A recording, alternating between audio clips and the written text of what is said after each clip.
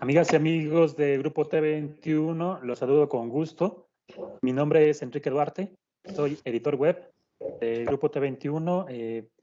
Me encuentro en este día con Sergio Argüelles, quien desde el primer minuto de este 2022 se ha convertido en el presidente de la Asociación Mexicana de Parques Industriales Privados.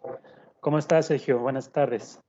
Muy bien, Enrique, a tus órdenes. Sí, felizmente representando a la Asociación Mexicana de Parques Industriales, como nosotros la conocemos comúnmente como el AMPIP. El AMPIP es una agrupación, es el gremio pues inició hace 36 años, fundada por los parqueros o por los desarrolladores de parques industriales del norte, y bueno, fuimos creciendo y ahorita estamos en toda la República Mexicana. Exactamente. Y sabemos la importancia de los desarrollos que ustedes pues año con año están ampliando, están situando aquí en el país. Son una importante atracción de inversiones, de donde se alojan las empresas globales, muy importantes para el país, donde pues crean empleos, crean economía. Entonces, ustedes están atados y pues producen este tipo de intercambios con el mundo.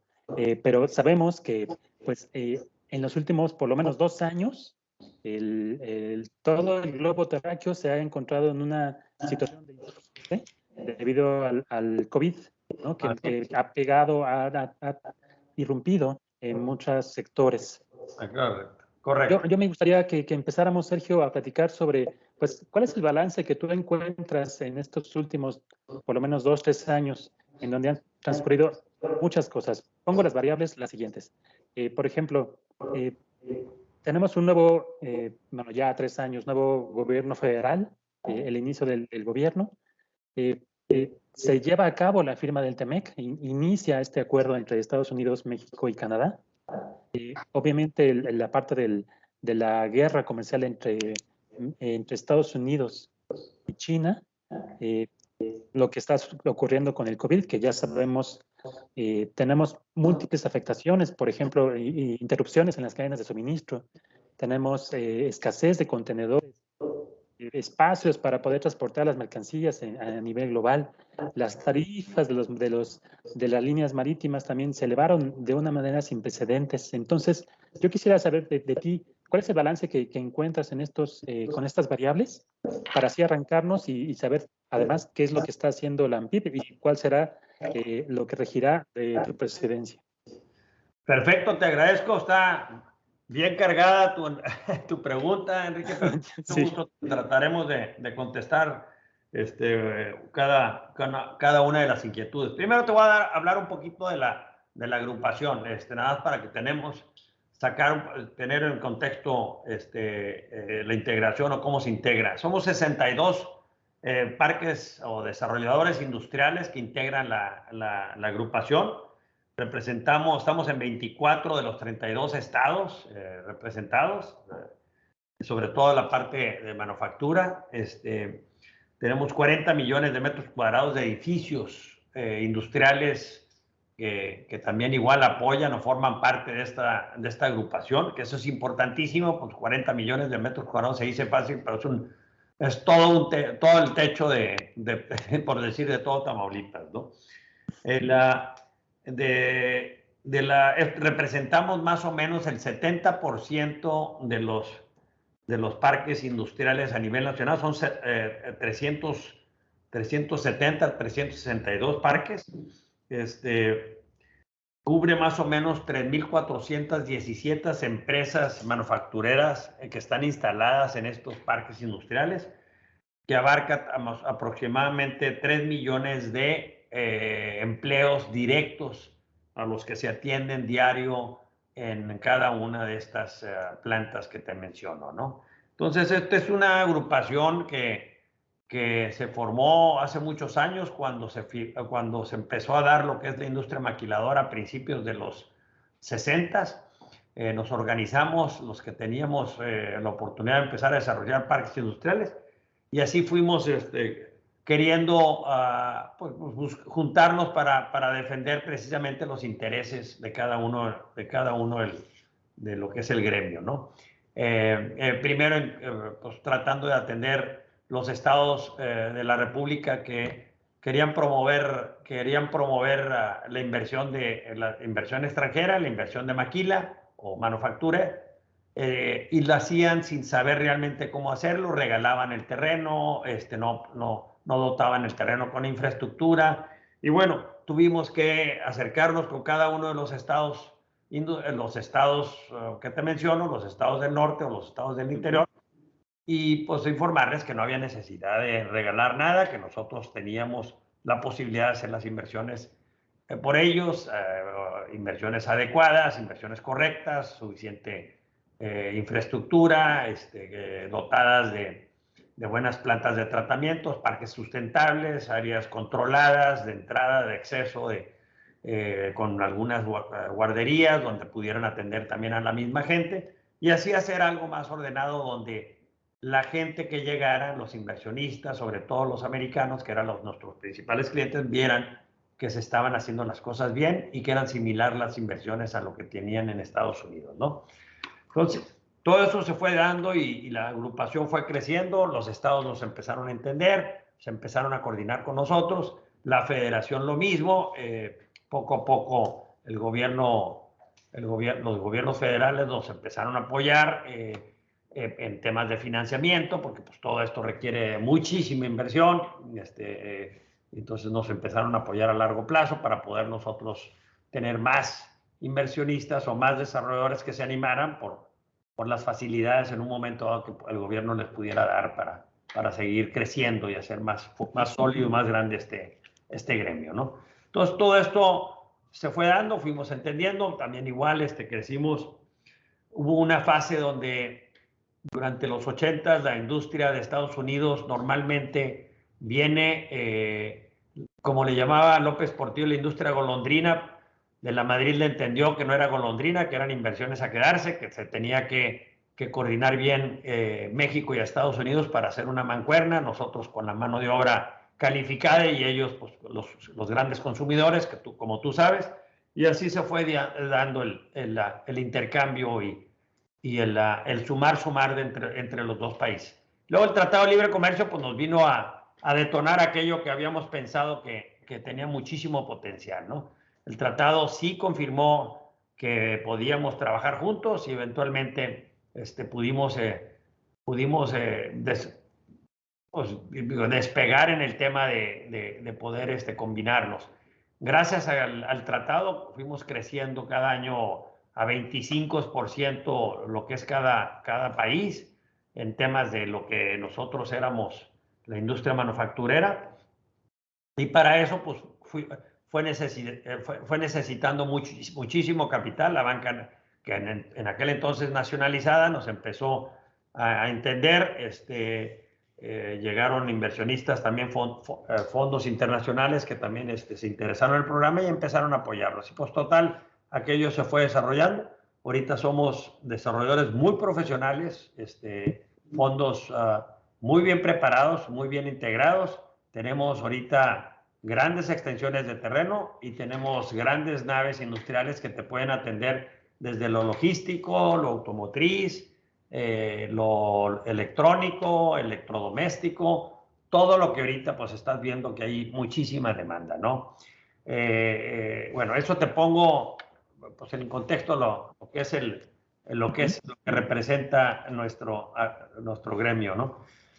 ¿Cómo estamos ahorita a partir de la 4T? La 4T entiende lo que es la necesidad de este sector. Yo creo que, y se da cuenta porque pues, este sector ha sido de los más resilientes dentro de los que se vieron afectados por la pandemia. Estados Unidos quiso seguir manufacturando. Tú viste hace 2 años cuando empezó el problema de del COVID. Se cerraron muchísimos negocios, entre ellos el sector automotriz.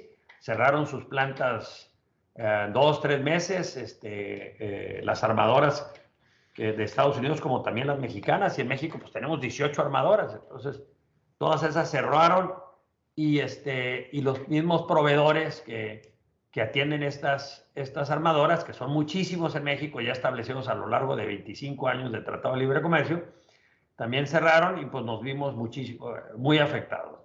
En 2, 3 meses hubo un empujón muy fuerte por parte de la industria nacional automotriz, encabezada por su presidente en aquel entonces, Oscar Alvin, y se logró coordinar a los diferentes estados. Estábamos en medio de la pandemia, pero la demanda de coches se seguía, no solo en Estados Unidos, en el mundo. Entonces, ellos fueron los primeros que realmente empezaron a empujar para que esto se reactivara.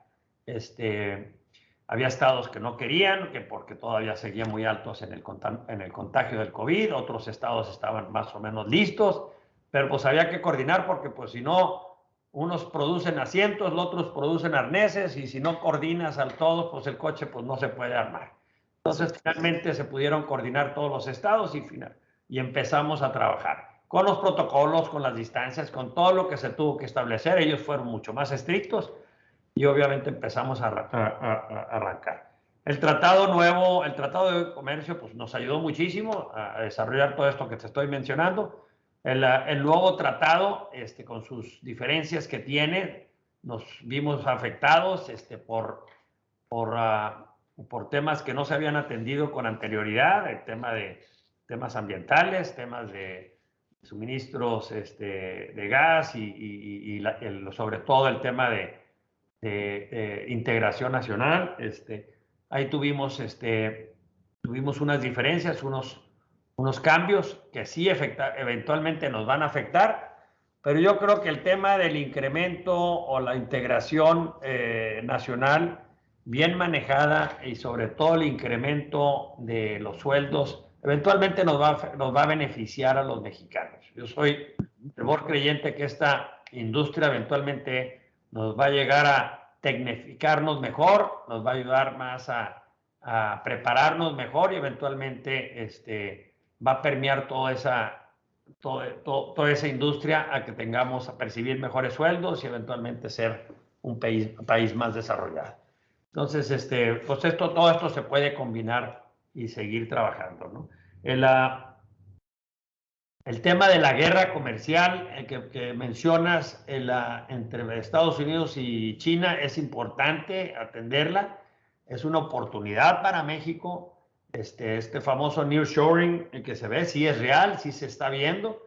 Nosotros lo estamos atendiendo, no somos solo como empresa, sino como gremio. Sí te digo que el nearshoring representa empresas que operan en Asia, ¿no? Pero también representa muchas empresas, el Fortune 1000, empresas que ya están establecidas en México. Muchos de ellos, la mayoría de las Fortune 1000 ya tienen algún tipo de planta en México. Muchas de ellas también operan en China, operan en Asia, operan en diferentes puntos del mundo. Y lo que están haciendo, pues se dieron cuenta que necesitaban estar más presentes en México o en Estados Unidos, por el boom económico y por la reactivación tan agresiva que está llevando Estados Unidos con ese paquete de rescate que autorizaron en la administración de Biden. Entonces, Estados Unidos está creciendo y está fuertísimo, y eso pues obviamente está jalando muchísima demanda de México, ¿no?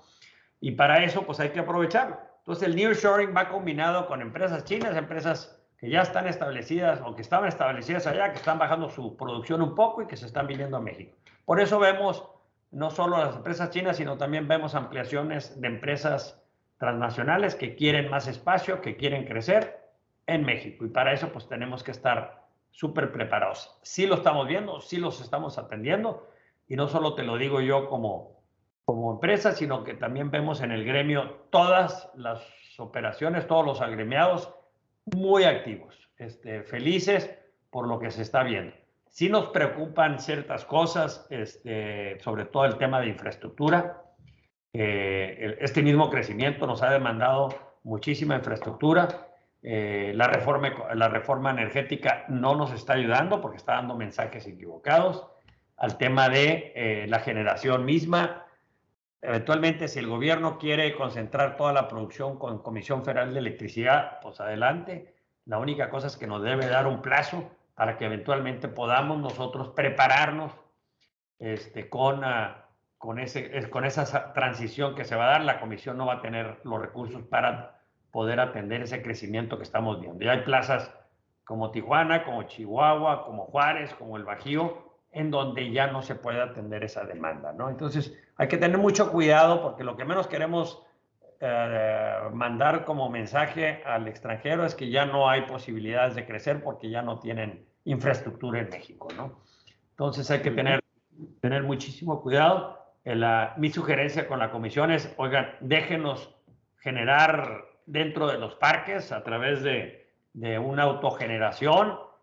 No vamos a utilizar las vías o lo que es la transmisión, que eso es parte de lo que les preocupa mucho a la comisión. Nosotros generamos localmente y eventualmente cuando ya estén listos, pues hacemos los cambios necesarios para que la comisión pueda tomar posesión del control de la producción en México, ¿no? Eventualmente, si eso es lo que van a querer hacer. Pero tener mucho cuidado con eso, ¿no? Otra cosa que me preguntaba, la interrupción de las cadenas, sí nos vimos afectadísimos. Tan es así que se pararon muchas plantas por la falta de suministro de ciertos componentes.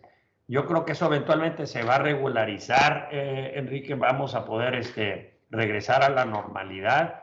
Los puertos, Estados Unidos se dio cuenta de la necesidad de mejorar su infraestructura y su movilidad para poder precisamente mover esos contenedores de Asia o de donde llegaban para atenderlos en los puertos de México. También nos presenta una enorme oportunidad a México porque pudimos haber en su momento atacado o esa saturación en los puertos americanos, haberlos nosotros descargado en México y eventualmente suministrados. Entonces México se da cuenta de que también igual nos falta mejorar nuestra infraestructura de puertos para hacer también lo mismo, ¿no?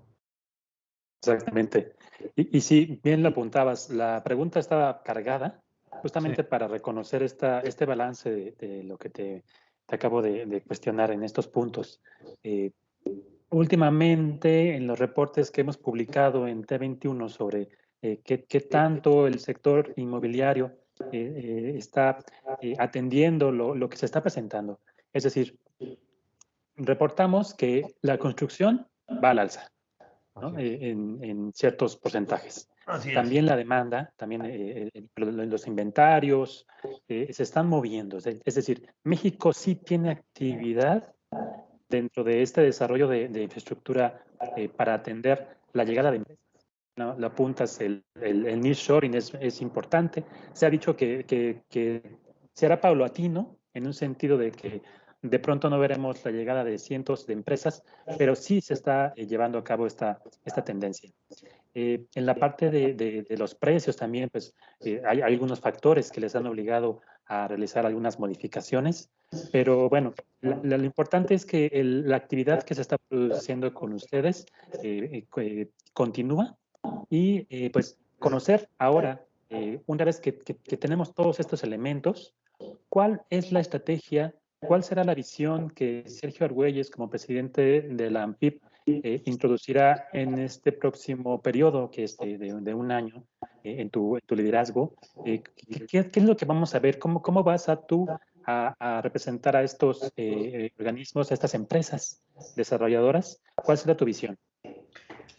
Pues mira, de entrada, parte de mi mensaje y por la razón por la que me postulé a la presidencia fue porque yo veo este enorme vacío, y no vacío de poder, porque siempre hemos tenido muy buenos líderes dentro de la PIB, pero sí una necesidad de tener un acercamiento mucho más sólido con el gobierno de la 4T para poder estar sentados en las decisiones y que nos comprendan como gremio, que vean las necesidades que tenemos para poder para poder decidir con ellos, que vean cómo nos van a afectar una decisión mal analizada o mala hecha, cómo nos va a limitar el crecimiento, cómo les va a afectar a ellos en temas de ingresos, de impuestos o generación de empleo, que eso es precisamente lo que se está promoviendo, ¿no?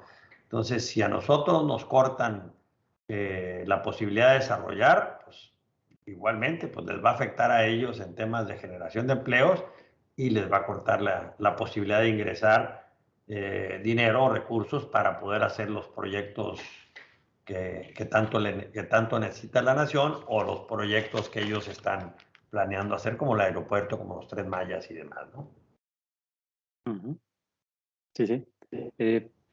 Ustedes mismos, dentro de esta trabajo que últimamente hemos reportado también en T21 sobre lo que la ANPIP ha desplegado como una política al interior para pues, desarrollar o impulsar a sus integrantes, ha sido temas como de la seguridad, temas como de sustentabilidad, temas de innovación. Allí, tu presidencia en este sentido, ¿cómo van a continuar estos elementos? Sin duda, te hablo mucho de sustentabilidad. Afortunadamente, la ANPIP ha tenido esa parte súper consciente, súper presente. En todos nuestros parques buscamos que sean sustentables, que tengan muy consciente el tema de la construcción con las certificaciones correspondientes LEED y similar. Y eso se ha dado poco a poco. Además, tenemos certificaciones dentro de la ANPIP para los parques verdes, los parques que cumplan con esas condiciones, y los hemos estado certificando. Muchos de los parques o la mayoría de los parques de la ANPIP cuentan con esas certificaciones. El tema de seguridad nos importa muchísimo, los parques seguros. Hay una organización que también igual te certifica los parques seguros, y nosotros estamos afiliados a ella y la promovemos muchísimo, y afortunadamente nos hemos poco a poco enfocado mucho a cumplir con esos requisitos, el tema de la seguridad. Pero la seguridad nada más te lleva a tener pues, un núcleo o un espacio certificado, y luego pues, los camiones salen del parque y se van a las carreteras, y es en donde necesitamos trabajar con la 4T o con el gobierno para que en esa trayectoria que tienen por decir, de Monterrey al Bajío o Monterrey hacia la frontera, pues no les pase nada, ¿no? Que no los asalten. Entonces, pues todo eso sí hay que coordinarlo con el gobierno federal, ¿no? Claro. Ya lo mencionabas hace un momento con respecto a la infraestructura, ¿no? Que el país necesita. Singularmente, todo está mirando hacia Estados Unidos, ¿no? Hacia el norte, hacia Estados Unidos, Canadá, nuestros principales socios. Pero se ha hablado de múltiples proyectos que podrían beneficiarnos en cuanto a la situación logística de infraestructura.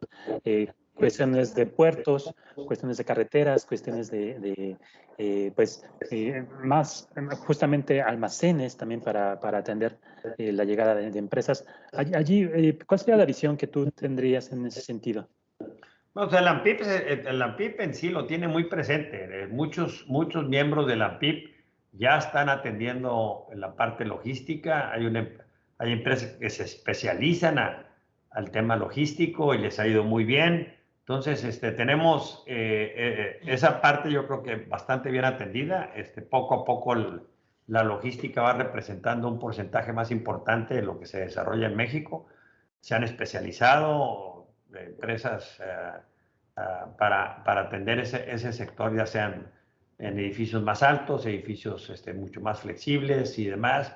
Entonces, eso creo que sí está bien encaminado.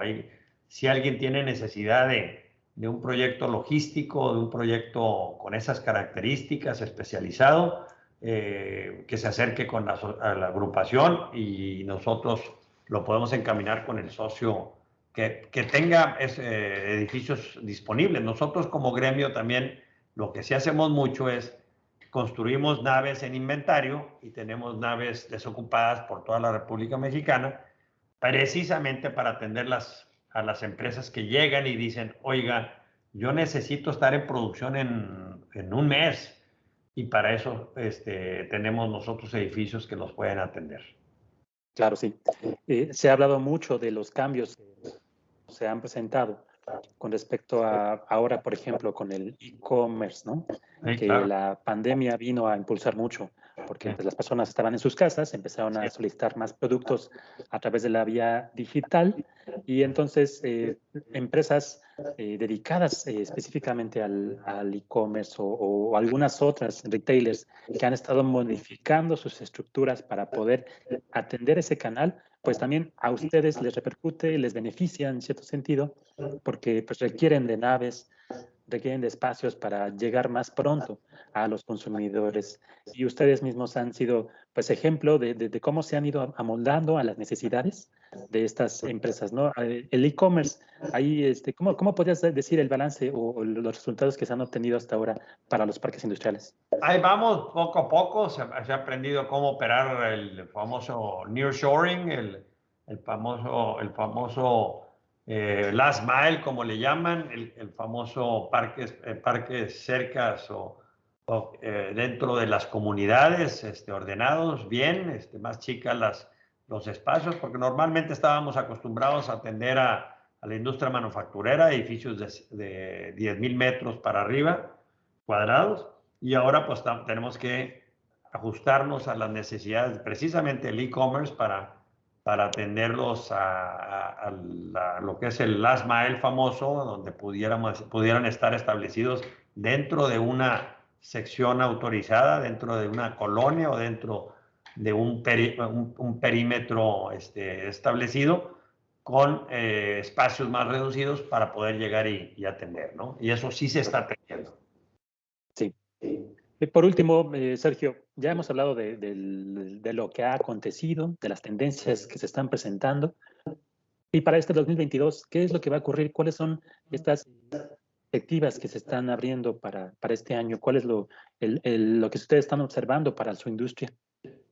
Pues hay muchas cosas que estamos como industria muy entusiasmadas por lo que estamos viendo de los crecimientos a nivel global, el mundo, las demandas que están solicitando sobre los coches, los electrodomésticos. El mismo Estados Unidos trae muchísima actividad. Lo que queremos es, precisamente, y por eso es mi presidencia, lo que queremos es que el gobierno federal también igual nos ayude a crecer y a promover a México. Desgraciadamente, a principios del gobierno se canceló lo que era la entidad ProMéxico, que también nos ayudaba muchísimo. Ahora dependemos mucho de las embajadas de México en el extranjero. Yo me acabo de juntar la semana pasada con la comunidad o los embajadores de Europa para hacer lo mismo, pues para platicarles de lo que estamos haciendo y decirles que aquí estamos, que la documentación que necesiten se las vamos a proporcionar para que ellos tengan pues una guía de qué hacer o cómo promover México, la inversión, para que ellos no tengan que inventar el hilo negro, sino que se sigan esa línea y que eventualmente le hablen a la representación o al gremio para que de ahí pues les seleccionen el terreno adecuado para este inversionista. Y así lo vamos a hacer con China, digo, con lo que es Asia, con Estados Unidos y con los demás. Vamos a promover de la mejor manera, como lo veníamos haciendo cuando arrancamos, ¿no? en nuestros desarrollos. Claro, sí. Hemos visto que ustedes mismos también han tenido relaciones con Secretaría de Economía, por ejemplo, para pues, dar información más precisa, ¿no? Que se tenga la información de lo que los parques industriales, cuántos son, qué ofrecen, dónde están, ¿no? Y ahora también con la plataforma de Invest en México, que también hace menos de un mes o por ahí, la Secretaría de Economía también, hay un apartado ahí en esa plataforma de parques industriales. Entonces, pues poco a poco, ¿no? O sea, dar a conocer dentro de estos mercados para que los inversionistas tengan más información al respecto. Es correcto. Tenemos Sí. un mapa que los puede llevar perfectamente y les identifica dónde sí hay y dónde no hay. Entonces, se les facilita muchísimo. Y ese es el trabajo de la asociación. Desde que antes que llegara yo ya se tenía ese trabajo bien hecho de un mapeo muy, muy correcto, muy completo de México, ¿no? Y hay que seguirlo promoviendo, seguirlo apoyando y que hacérselo llegar al gobierno federal, ¿no? Exactamente, sí. Pues, Sergio, te agradezco esta plática, por darnos a conocer qué es lo que está ocurriendo, cuál es tu visión dentro de este liderazgo que asumes en la ANPIP, y te deseo mucha suerte. Muchas gracias. Te agradezco, Enrique. Suerte. Suerte, y estamos al habla para seguir conociendo, continuar sabiendo cuáles los resultados que ofrece la ANPIP. Y yo invito a nuestros colaboradores, a nuestros lectores en T21 que pues revisen nuestro portal, nuestras redes sociales, se encuéntrenos como Grupo T21 y nos vemos para la próxima. Hasta luego.